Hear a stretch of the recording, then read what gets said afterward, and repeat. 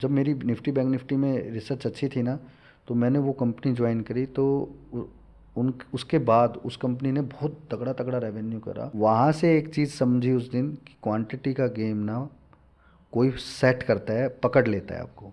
वो चीज़ उठा के डायरी में नोट कर दी। मैं रिकवर तो हो गया, लेकिन दो चार बात ऐसी समझ गया कि आपके पास पैसा है ना, तो लोग पूछते हैं तू क्या, एक ही चीज़ चाहिए मार्केट में। वो चीज़ मुझे पता है आज की डेट। कौन सा शेयर सस्ता है, कौन सा शेयर महंगा है, यही कला है बस। हम्म। इसी कला में सब कुछ छुपा हुआ है। इसी को वैल्यू इन्वेस्टिंग बोलते हैं। और ग्रोथ इन्वेस्टिंग उसको बोलते हैं जिस इंडस्ट्री की आने वाले टाइम में डिमांड होती है। मैं बोलूँगा ट्रेड लगाना है, मेरे सारे ट्रेड पास होने लग गए। मैंने उसको इंस्ट्रक्शन दे दिया, अगर मैंने पहली बार में तेरे को बोल दिया स्टॉप लॉस लगा दे और पलटा मारना है, तो दुनिया की कोई ताकत आ जाए, आंधी आ जाए, तूफान है, तुझे वो स्टॉप लॉस नहीं हटाना। लॉस हो गया। मेरे एक दोस्त का फ़ोन आया, बोला पंकज कैसा काम चल रहा है। मैं लिटरली रोने लग गया। बोले यार, मतलब अभी तो मैं हंस रहा हूँ, मैं उसको रोने लग गया। भाई मैंने लॉस कर दिया। और मैं 21, 27 और अगली 4, देखो बिना चार्ट देखे। 21, 27, 4। हाँ, इनके दौरान में बड़ा गेम होगा मार्केट। 7-8 दिन पहले एक गेम स्टार्ट हुआ था, एफआईआई बेच रही थी 15-20 दिनों से बल्कि। और पिछले 30 सालों में डीआईआई ने सबसे ज़्यादा 40,000 करोड़ का बाइंग किया था। हेलो इन्वेस्टोग्राफर्स। तो आप लोगों की भारी डिमांड के बाद हम एक ऐसी शख्सियत को लेकर के आए हैं जो मार्केट की ऐसे पहलुओं को हमें समझाएंगे, ऐसे डार्क सीक्रेट्स मार्केट के हमें बताएंगे कि या तो इसके बाद आप मार्केट को पूरी तरीके से छोड़ दोगे या फिर मार्केट की एक बेहतर अंडरस्टैंडिंग के साथ काम कर पाओगे। तो आज हम आपके सामने लेकर के आए हैं पंकज भारद्वाज जी को। Welcome to the Investographer podcast. Thank you so much sir for inviting me. Luckily I was in Pune, तो पुणे में था तो आप लोगों की रिक्वेस्ट पे आ गया। तो पंकज सर, शुरुआत करते एकदम शुरुआत से। जब आप मार्केट से इंट्रोड्यूस हुए थे, मार्केट के साथ आपका इंट्रोडक्शन कैसे हुआ था? तो क्या है कि आदमी जो सोचता है ना वो हो जाए, ये ज़रूरी नहीं। हम्म। तो ये चीज़ मैं जल्दी भाग गया। फिर फादर को थोड़ा फाइनेंशियली सपोर्ट देने के लिए मैंने सेक्रीफाइस करके कि मैं बेंगलोर जाऊंगा डैडी, मैं कंपनी से सीखना चाहता हूँ, ये फाइनेंस की लाइन है। तो उस टाइम पे मार्केट में उनका बहुत बड़ा नाम था, ऑरेंज फाइनेंशियल, बेंगलोर में। जब ये ड्रीम गेम्स और ऑरेंज फाइनेंशियल बहुत चलती थी। वैसे मैं किसी को प्रमोशन नहीं दे रहा हूँ, तो आप ये मेक श्योर ठीक है। जब मेरी निफ्टी बैंक निफ्टी में रिसर्च अच्छी थी ना, तो मैंने वो कंपनी ज्वाइन करी। तो उसके बाद उस कंपनी ने बहुत तगड़ा तगड़ा रेवेन्यू करा। उनका प्रोडक्ट ही वही भी सेल आउट होने लग गया निफ्टी बैंक जो निफ्टी आप में। रिसर्च करते थे। जो रिसर्च करते थे, मैं बीटीएसटी भी बताता था तो अगले दिन खुल जाता था। लेकिन वो, लेकिन क्या प्रॉब्लम क्या था आपको तो बता ही दिया मैंने, वो एएफएल का कमाल था। कुछ नॉलेज तो थी मेरे पास, लेकिन वो बीटीएसटी वाले खेल में ज़्यादा अट्रैक्ट हो गए। तो ये अभी बोलते तक स्टोरी वहीं से चल रही है, जो आपने एएफएल डिस्कवर किया हाँ, था एमी ब्रोकर में, वहीं से आप यहाँ तक आ गए उस वहीं एएफएल से से। मैं यहाँ तक आ गया। हाँ। बस धीरे धीरे धीरे धीरे क्या समझ में आया कि भाई पंकज, खेल तो मोटा है यहाँ पे। जो कंपनी 11-12 लाख रुपए का रेवेन्यू जनरेट करती है, और मेरे आने के 3 महीने बाद उस कंपनी ने 60-70 लाख रुपीज़ 2009-9 में 9-10 के आसपास के बीच की बात है, तो इतना रेवेन्यू करे उसने, तो पता नहीं क्या कर दे वो। सही बात है। तो धीरे धीरे मुझे चीज़ समझ में आ गई। तो मैं, और जब मेरे फ्रेंड सर्कल सब 25-30 हज़ार रुपये का पैकेज पे लगते थे, मेरा सैलरी 85,000 रुपीज़ था 2009 में। आपको ये तो दिख गया होगा कि मार्केट में पैसा तो पैसा है। बड़ा खेल है यहाँ पे। हाँ, वहाँ से मुझे एक वो होता है ना, आदमी को जब ऐसा लगता है वो ओवर कॉन्फिडेंस कि सब कुछ कर सकता है, तो वो ओवर कॉन्फिडेंस का शिकार हो जाता है। वहाँ से मैं शिकार हुआ ओवर कॉन्फिडेंस का। And one day I lose 1,85,000 rupees in orchid chemical. एक ही दिन में? क्वांटिटी ज़्यादा था, 1 लाख क्वांटिटी। बड़ा ट्रेड लेना है। ओएमई ब्रोकर में सिग्नल आ गया कि चलेगा। आज ही कमाना है सब कुछ। नहीं, आज कमाना है इसलिए नहीं, हाँ। उस पर कॉन्फिडेंस इतना हो गया ओके। कि फेल तो होना ही नहीं है। कभी गलत ही नहीं होता ये। हाँ, तो फेल नहीं हुए थे उस पर, लेकिन वो क्वांटिटी जो पकड़ गया ना मेरी। अब वो वहाँ से मामा जी का प्रेशर। पहले तो क्या था, ब्रोकर आपको पता ही है मार्जिन का गेम में खेल जाते थे। मामा के पास ब्रोकर की आईडी थी, उसमें 2 करोड़ तक का सौदा डाल सकते थे। तो वहाँ से मामा जी का फ़ोन खड़कता है, क्या कर हो गया ये वो, फ़ोन आ रहा है, इतनी क्वांटिटी लॉस हो गया, ये हो गया वो हो गया। तो मैंने बोला मामा जी कोई बात नहीं, काट दे। वो मामा बोला कोई बात नहीं, जो भी हो रहा है काट दे। मैंने काट दिया। उसके बाद वो 10% चल गया। वहाँ से एक चीज़ समझी उस दिन कि क्वांटिटी का गेम ना कोई सेट करता है, पकड़ लेता है आपको। वो चीज़ उठा के डायरी में नोट कर दी। तब तक मैंने कोई रिसर्च नहीं करी थी क्वांटिटी कैसे सेट होती है, कैसे नहीं होती। सब चल रहा था, चलने दो क्योंकि पैसा आ रहा था। 1 महीना कुछ नहीं किया, आराम से देखा, समझा मार्केट में कैसे काम हो रहा है, पैसा कैसे लूज़ करना है। धीरे धीरे चीज़ समझ आ गई थी कि पैसा लूज़ करने वाला सिस्टम ही पकड़ना है। क्योंकि जो आदमी पैसा कमा रहा है ना, वो कम कमा रहा है, लूज ज़्यादा कर रहा है, तो लूजिंग वाला सिस्टम पकड़ना है और उसका उल्टा कर दो। और एग्जैक्टली मेरे पास जिस सेटअप से मैंने सबसे ज़्यादा पैसे बनाए, एक्चुअल में वो हर उस ट्रेडर का लूजिंग मेथड था जो फोमो का शिकार था। लोग ये बोलते हैं कि हाई पे सेल कर दो, बाय लो सिखाता हूँ बाय। बाय लो से। हाँ। मैं इस बात की आपको गारंटी देता हूँ, मैं यही करके दिखा दूंगा आपको। हाई से सेल, लो से बाय, लेकिन स्क्रिप्ट मैं पकड़ूंगा। अगर मैं फेल हुआ तब भी मैं पैसा बना लूंगा। इसमें भी एक सीक्रेट था कि भाई जहाँ मेरा स्टॉप लॉस हिट वहीं पलटा मार देता था मैं, रिवर्स पोजीशन। रिवर्स। बट 2013-14 के बाद मार्केट जैसे ही मोदी जी आए, उसके बाद मार्केट ने ना एक नया सिनेरियो पकड़ लिया। मार्केट की लैंग्वेज जो था ना वो अलग ही हो गया। वहाँ से धीरे धीरे मैंने कुछ चीज़ें समझी और जो भी चीज़ मैंने मार्केट में समझता गया ना, नई नई चीज़ें, वो मैं डायरी में नोट करता। आज भी मेरे साथ, मेरे पास 12 साल पुरानी मेरी डायरी रखी हुई है। अब जो मैं बच्चों को नया एक सीरीज़ सिखा रहा हूँ अब तक 56 वाली, फ्री ऑफ कॉस्ट, उस सीरीज़ में मैं वही डायरी का कंटेंट यूज़ कर रहा हूँ। उसमें 100 पेज हैं उस डायरी में, जो मैंने सारा ऑब्जर्वेशन लिखा हुआ है। तो एक मैं बुक भी लॉन्च करने वाला हूँ। It is not for the retailers, क्योंकि उसका चार्ज 21 लाख रुपीज़ है प्लस GST। तो मैं उसको अभी 15 अगस्त पे लॉन्च करूँगा। उसका फर्स्ट एडिशन मेरे पास है, कुछ मैंने अपने ख़ास बंदों को भेजा हुआ है सिर्फ। उसमें सिर्फ 37 पेजेस है। उसके अंदर वो काला सच लिखा है मैंने मार्केट में कि एक 100 रुपये का स्टॉक को ना 500 रुपये कैसे टांगना है, 500 से 1000 कैसे टांगना है। तुम नहीं टांग सकते तो कौन टांगेगा और उसको कैसे देखना है, फाइंड आउट करने का तरीका। जिस मेथड पे मैंने सबसे ज़्यादा पैसा बनाया वो आपकी आंखों के आगे चल रहा है, लेकिन जब तक मैं नहीं दिखाऊंगा जब तक नहीं दिखेगा। ये सच्चाई है। आप अभी बोलो 30 सेकंड में मैं आपको दिखा देता हूँ। आपको भी मार्केट का एक्सपीरियंस होगा, बोले यार इतनी सी चीज़ है, मैं रोज़ बैठता हूँ, रोज़ नहीं दिखता मुझे, but I can explain you in just 30 seconds. बस आपने अपना दिमाग नहीं लगाना, जैसे मैं बताऊंगा उसको वैसे फॉलो कर दो। प्रॉब्लम ये है यहाँ पे सभी आदमियों के साथ कि सुनते कुछ है और उसके बाद अपना दिमाग लगा के उसको कुछ और ही बना देते हैं। इंटेलिजेंसी सोच के उसको वो खराब कर देते। धीरे धीरे समझ में आया, लेकिन पैसे की हवा किसको नहीं लगती। एक टाइम आया 2016, पैसे की हवा हमें भी लग गई भाई। तो आई was in very luxury mode. रास्ते में गाड़ी चल रही थी, 2014 में लगी वो हवा। गाड़ी कौन सी गाड़ी चल रही थी उस टाइम पे, डस्टर बहुत चलती थी। नहीं तो 14 लाख रुपए की वो गाड़ी होती थी। तो रास्ते में चल रही थी, हालांकि वो डस्टर नहीं थी, निसान की गाड़ी थी, निसान ट्रेनो। बोले ये गाड़ी चाहिए। तो मेरे दोस्त लोग बोलते पंकज बहुत महंगे। बोले नहीं, यही गाड़ी चाहिए, तुम पैसा बताओ, तुम्हारा भाई चेक देगा, जाओ शोरूम में दो।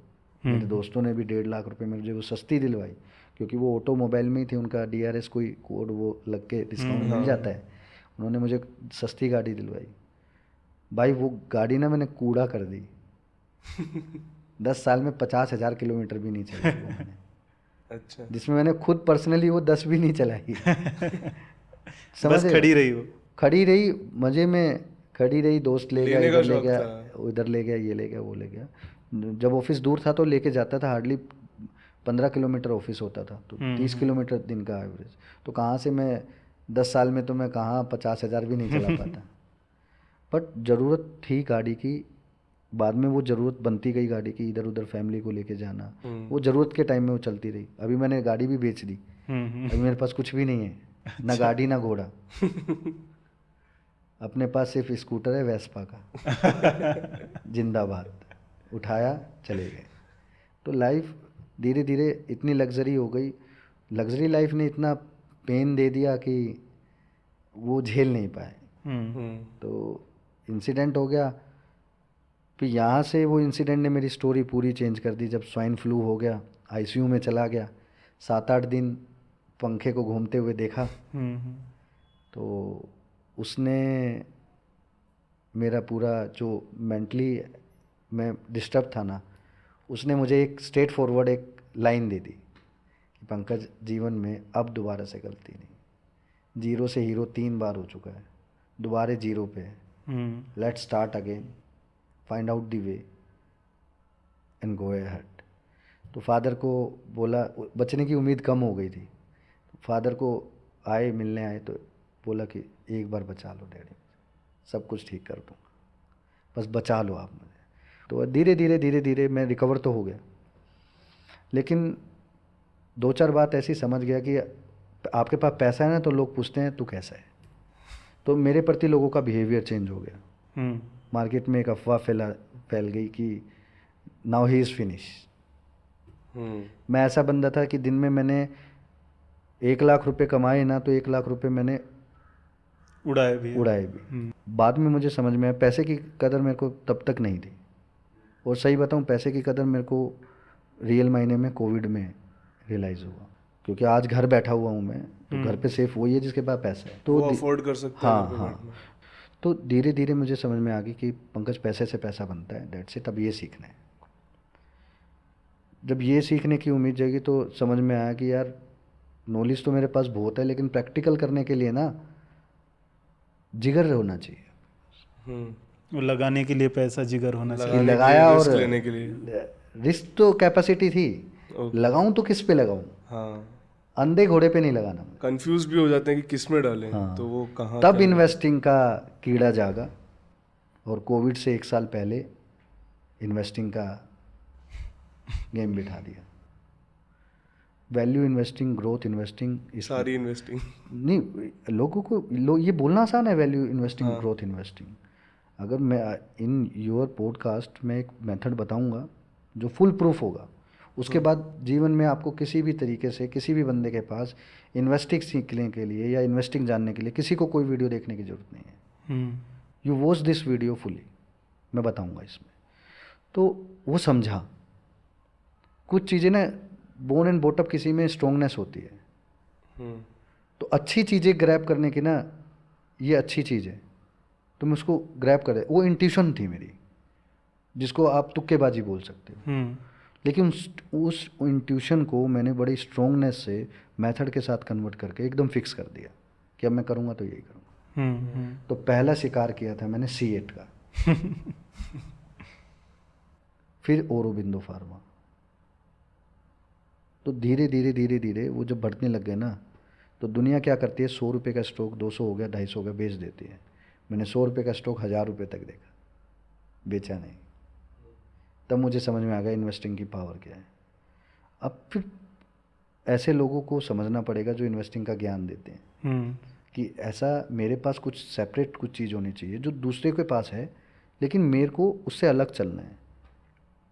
वो चीज़ सीख गया। एक ही चीज़ चाहिए मार्केट में, वो चीज़ मुझे पता है आज की डेट में। कौन सा शेयर सस्ता है, कौन सा शेयर महंगा है, यही कला है बस। इसी कला में सब कुछ छुपा हुआ है। इसी को वैल्यू इन्वेस्टिंग बोलते हैं। और ग्रोथ इन्वेस्टिंग उसको बोलते हैं जिस इंडस्ट्री की आने वाले टाइम में डिमांड होती है। Both thing is different thing. लेकिन लोग ना इसके बारे में, पूरी मार्केट में छोड़ो, आप पूरे यूट्यूब में छोड़ो, आप पूरे वर्ल्ड में बुक्स के अंदर कहीं पे ये बात पीटर की, उनका नाम भूल जाता हूँ, हाँ, उन्होंने ये लिखा हुआ है, बट उस बुक में भी इस पूरे मेथड का 10% है। कोई भी आदमी जिसके पास अलादीन का चिराग है ना, तो वो दे ही नहीं रहा मार्केट में। अच्छा, बाहर की फॉरेन बुक के अंदर ही क्यों लिखा हुआ है सब कुछ? इंडिया की वाली स्टोरी कौन क्यों नहीं लिखते?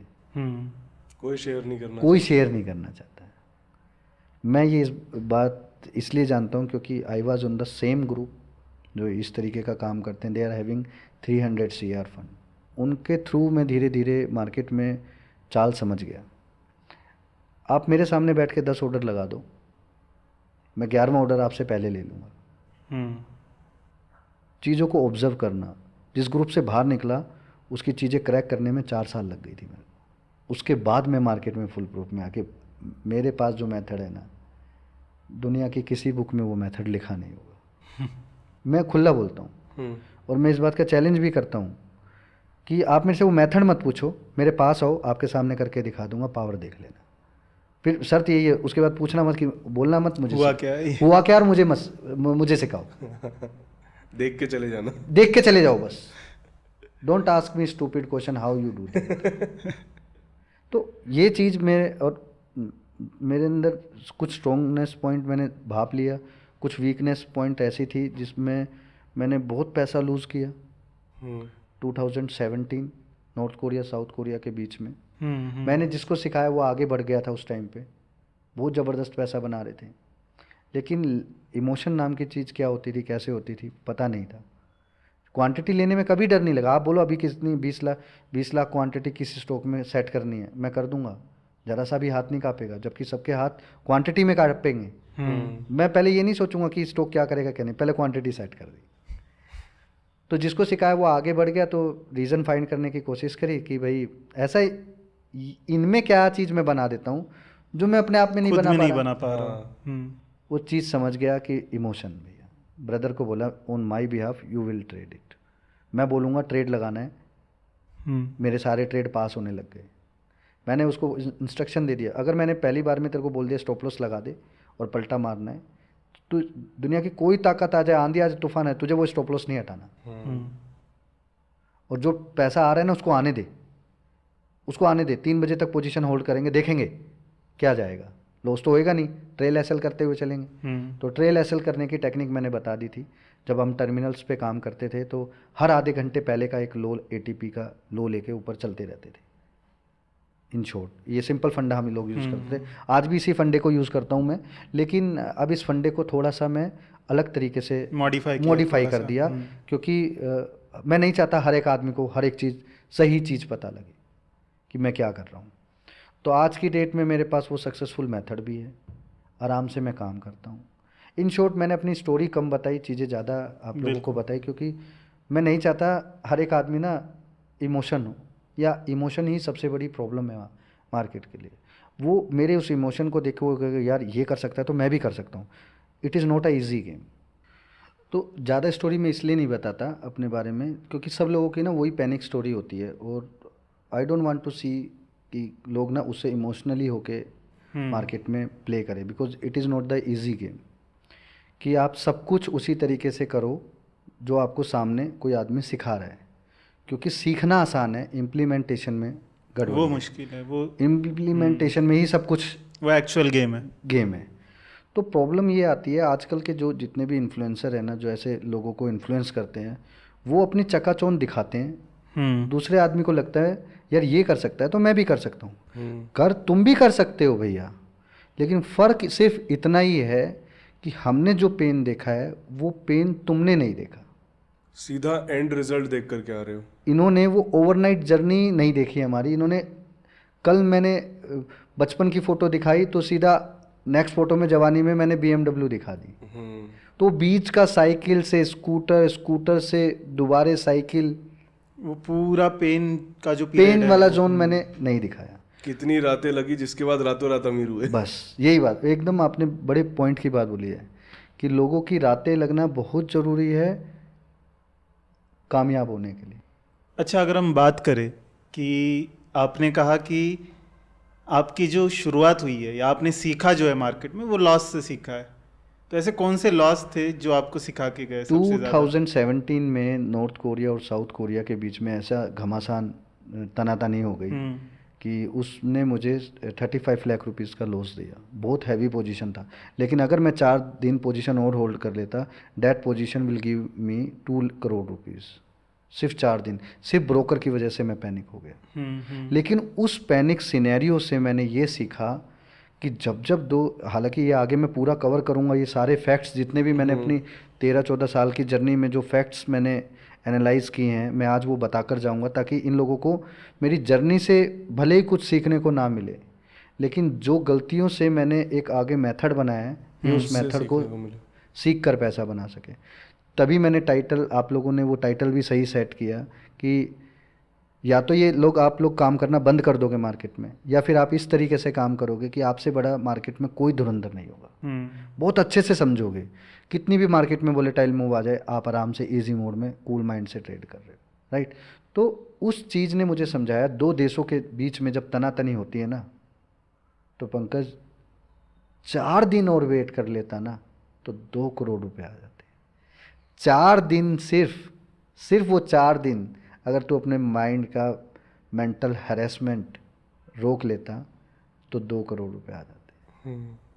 सिर्फ वो 4 दिन अगर ब्रदर के कहने पे रिलायंस कैपिटल को 854 में ठोक देता तो वो 100 रुपये में कवर करता।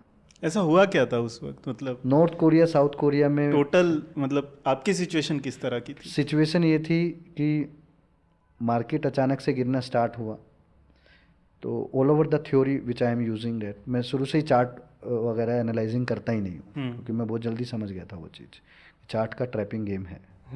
लेकिन आपको फैक्ट्स और सेंटिमेंट्स की नॉलेज नहीं थी हमें, यहाँ मार खा गए हम। तो जो सेंटिमेंट बिगड़ा ना, वो क्या हो रहा था, sentiment north Korea south Korea में लड़ाई हुई तो सेंटिमेंट थोड़ा नीचे आया और ऊपर आ गया। हमने सोचा मार्केट बाउंस बैक हो गई, फ्रंट लाइन काउंटर में सब में बाइंग हो गई, किसी में अल्ट्रा सैमको में 16,000 क्वांटिटी बाय, रिलायंस इंफ्रा में 24,000 क्वांटिटी बाय, ऐसे करके बहुत बड़ा पोजीशन था 16 स्टॉक्स में।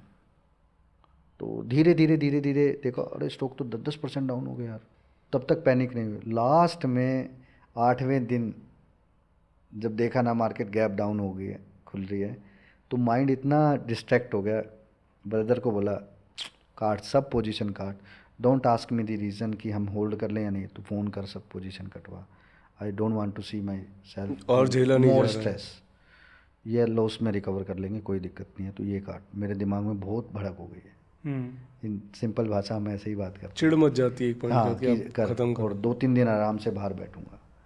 भाई लो बुक कर लिया, लॉस हो गया। मेरे एक दोस्त का फ़ोन आया, बोला पंकज कैसा काम चल रहा है। मैं लिटरली रोने लग गया, बोला यार, मतलब अभी तो मैं हंस रहा हूँ, मैं उसको रोने लग गया, भाई मैंने लॉस कर दिया और मेरी बेवकूफ़ी की वजह से। और देख मार्केट के बाद आया था, आज 8वां दिन था और मुझे पता था मार्केट रिवर्स होएगी, लेकिन मैं उस पेन को नहीं झेल पाया और मैंने वो पोजीशन काट दिया। और उसी दिन मैं अपने ब्रदर को बोला, हमने पोजीशन काट दी ना, 12:30 बजे के बाद मार्केट देखिए, ये मेरा गणित कहता है कि आज मार्केट तेज होगा ज़बरदस्त। मार्केट उठा कर लिया है, 4 दिन में रेट से सब फेंक के ऊपर मारे, क्योंकि टेम्परेरी था वो, उसकी वजह से इंडिया को लॉस थोड़ी ना होना था, सिंपल सी बात कोई डायरेक्ट इम्पैक्ट तो था ही नहीं। इम्पैक्ट तो था ही नहीं। वहाँ से वो कंसेप्ट डायरी में नोट कर लिया मैंने कि जीवन में दोबारा अगर ऐसा कुछ हुआ तो दुनिया की कोई ताकत पैसा बनाने से रोक नहीं सकती। जैसे ही रसिया यूक्रेन का हुआ वही ना, बोलने वाला था, 2 करोड़ रुपए बनाए भाई। ऐसा ठोक ठोक के माल दिया मैंने कि बेटा तू कर जो करना है। और वही अब जाकर चेक कर लेना, उसमें भी 8 ही दिन कांड हुआ था। वो पकड़ ली मैंने। कोविड आया, अब फैक्ट तो सेंटिमेंट्स तो मैं समझ ही गया, मुझे तो उसी तरीके का लगा वो। मैंने देख लिया भाई करेंगे कांड इसमें भी। धीरे धीरे समझ में आया कि कोविड की स्टोरी अलग है, क्योंकि जियो पॉलिटिकल इशू, ग्लोबल पैनिक हो रहा है, सबको इफेक्ट कर रहा है, सबको इफेक्ट कर रहा है। तो उसमें भाग गया। तो उसमें 8-9 दिन तक तो मैंने सही किया, उसके बाद में शांति में मैंने, अब मेरी समझ से बाहर है, क्योंकि अब ये मेरा डेटा से बाहर हो गया। 8वें दिन तक मेरे डेटा में था। फिर मेरे हाथ में लगी एक बुक, नाम नहीं बताऊंगा सोतर का, मतलब काफ़ी कुछ मैंने 20-30% वहीं से सीखा है, साइकोलॉजिकल फैक्ट्स कि कैसे काम करता है। तो एक हिंट देता हूँ लेकिन मैं लोगों को कि फेबोनेकी नंबर और न्यूमरोलॉजी मैंने सेट करके और गैन एनालाइजिंग के बारे में सेट करके, nobody knows about in India कि वेरी फ्यू पर्सन नोज कि जो गैन की स्टोरी मार्केट में बाहर आई हुई है, ये वो एक्चुअली गैन की स्टोरी नहीं है, जो रियल एक्चुअल गैन की स्टोरी अलग है। जिस गैन की स्टोरी की आप लोग बात करते हो या कोई भी आदमी बात करता है, हाँ। उस गैन की स्टोरी में एक आर्क नाम की चीज़ भी है, जिससे प्रिडिक्शन होता था मतलब भविष्यवाणी। समझ रहे हो ना मेरी बात? तो ज्ञान क्या है? न्यूमरोलॉजी और एस्ट्रोलॉजी का कॉम्बिनेशन है। ओके। ये कोई नहीं जानता, very few person knows about this thing. तो मैंने उस चीज़ को ना थोड़ा देखा, क्योंकि हमारे गांव में ना एक गांव से एक बाबा आते थे, दे आर एस्ट्रोलॉजर। मैंने वही सेम तरीके का सारा सिनेरियो मैंने उनके पास एक किताब में देखा। वो मेरे फादर को देके गए थे, ब्राह्मण आदमी है हम, तो वो उनको देकर गए थे। अब ये नहीं पता वो किस रीज़न से देके गए थे, क्यों देके गए थे। वो मैंने चीज़ समझ ली। वापस से उसी टूल को, वो मैंने किसी एनालाइजिंग बुक से नहीं सीखा, वो टूल था, उस टूल का सही इस्तेमाल करना सीखा। उस टूल ने मुझे बताया इस तारीख में बड़ा गेम होने वाला है। और मैं गारंटीड आपको बोलता हूँ, आज कितनी डेट है? 16 जी। तो मान के चलो, एक डेट बताता हूँ आपको मैं, 21, 27 और अगली 4। देखो बिना 4 देखे 21, 27, 4। हाँ, इनके दौरान में बड़ा गेम होगा मार्केट में, अनएक्सपेक्टेड। ये जो को अभी इलेक्शन हुआ है ना, ये मैं प्रूफ तो बाद में दिखाऊंगा आपको कि मैंने कब बोला था, कैसे बोला था। 15 दिन पहले मेरे को पता था सब कैसे होगा, मतलब क्या होगा ये तो दुनिया एज्यूम करती है, कैसे होगा मुझे ये पता था। इलेक्शन आएगा, रिजल्ट सीट नहीं आएंगी, मार्केट पैनिक करेगा और वापस से तेज करेगा। क्यों? क्योंकि 2014 में भी यही हुआ था। लोगों ने हिंट नहीं पकड़ा मार्केट में, जो मैंने पहले भी पकड़ा था। जब मोदी जी, हर फैक्ट से मैंने कुछ ना कुछ सीखा है। लास्ट टाइम अगर याद हो, संसद में या लोकसभा में मोदी जी ने PSU सेक्टर, LIC और इनके बारे में बोला था, याद है? मार्केट में आया होगा। उस दिन वो हिंट पकड़ा था कि एक बार कोई पॉलिटिशियन आके एक बार बोल दे, फिर हम दिखाते हैं चक्का कैसे घुमाना है। तो अभी रिसेंटली मोदी जी ने HAL के बारे में बोल दिया, और फिगर के साथ, और 4 जून को का नाम लेकर। और अमित शाह सर ने बोल दिया कि मोटा भाई ने निफ्टी का, कि मार्केट देखना क्या होगा, रिजल्ट के बाद देखना मार्केट उसी दिन देख लो। 5 दिन 6 दिन लगातार गिरा था। एक सेंटीमेंट मैच हुआ। दूसरा सेंटीमेंट कैसे मैच हुआ कि पॉलिटिशियन वाला मैंने डायरी में नोट करके रखा हुआ था, वो आया, मैं बोला भैया फुल फोर्स से ना पूरी ताकत लगा दो और फुल जाने दो, दुनिया को किसी को कुछ समझ नहीं आएगा।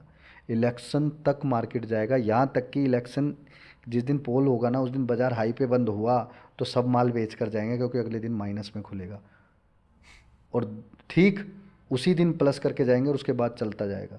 सेम 2014 में हुआ था। पकड़ लिया, भाग गए, कर दिया। कुछ हुआ था क्या उस दिन ऑपरेटर्स की तरफ से? सर ये ना देखो, वैसे पूछने का भी मैं रीज़न आपको बताता हूँ, क्योंकि एग्जिट पोल का खेल होगा, जो एग्जिट पोल से रिवर्स, मतलब काफ़ी अलग जो रिजल्ट आया ना, वो हमें भी कुछ सूत्रों से पता चली थी। सर, मैं सूत्र ही बता देता हूँ आपको, आप क्यों इस बात की टेंशन ले रहे? तो उसका भी हिंट हम लोगों ने दिया था यूट्यूब पे, तो पूरा वीडियो बना के डाला था कि 240 के ऊपर, क्योंकि आप मार्केट के लोगों से ज़्यादा अंदर तक कनेक्टेड हो, तो ऑपरेटर्स की तरफ से क्या हुआ था तब? देखो, पहली बात, मार्केट में कोई ऑपरेटर होता नहीं, मैं आपको सच्चाई बताऊं। People of group is called off. हाँ, मतलब जो लोग मिलके काम, अकेला आदमी नहीं रहता, ग्रुप रहता है। तो भैया कहानी यहाँ से स्टार्ट होती है। 7-8 दिन पहले डिसाइड होता है कि मार्केट में एक र्यूमर्स क्या है। र्यूमर्स ये पक्का था कि इस बार सीट पूरी नहीं आएंगी, कुछ अनएक्सपेक्टेड होगा, या तो 400 पार या फिर 300 बिलो 300, ये कंफर्म था। नो, इसमें नो इफ नो बट था, जो हमारे ग्रुप के पास था, कि you have to do something. तो अपना यूरोप वाला फंड हाउस और अमेरिका का फंड हाउस, न्यूयॉर्क के 2-3 फंड हाउस प्लानिंग करते हैं मार्केट में। वैसे मैं नाम खुल के बोल नहीं सकता, क्योंकि it is very difficult for me, वो दिक्कत हो जाएगी। नहीं, नाम लेने की जो लोग गैस कर सकते हैं, आप कमेंट में गैस नहीं, गैस भी नहीं कर सकते, वो दूर दूर तक उनके बारे में आज तक कोई कुछ नहीं करते। चलिए देखते हैं कोई कर पाता है। वक्त आने पे मैं बताऊंगा, जब मैं मिलने जाऊंगा कि आज मैं यहाँ हूँ, इनसे मिल रहा हूँ, कि उसका आदमी का नाम बताऊंगा। तो डिसाइड ये होता है कि 2014 में जो हुआ सेम वही सिनेरियो करना है, क्योंकि मोदी जी के आने के बाद मार्केट ने एक नया फंटास्टिक मूव ले ली, सिनेरियो बदल दिया। आज भी मैं बोल रहा हूँ, शॉर्टर की वाट लगने वाली है, किसकी?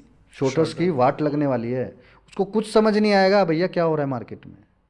जब उसका पेशेंट छूट जाएगा ना, उसके बाद होगा गेम। अभी तो तसल्ली से तोड़ेगा उन्हें, तसल्ली से अभी तोड़ा नहीं है, तोड़ेगा। तो सच्चाई ये है कि 7-8 दिन पहले गेम प्लान होता है कि कुछ अनएक्सपेक्टेड है। Let's see the media polling कैसा हो रहा है। तो पोलिंग में ये जाहिर हो गया कि बीजेपी कम आएगी, जाहिर हो गया था ये 3 दिन पहले ही।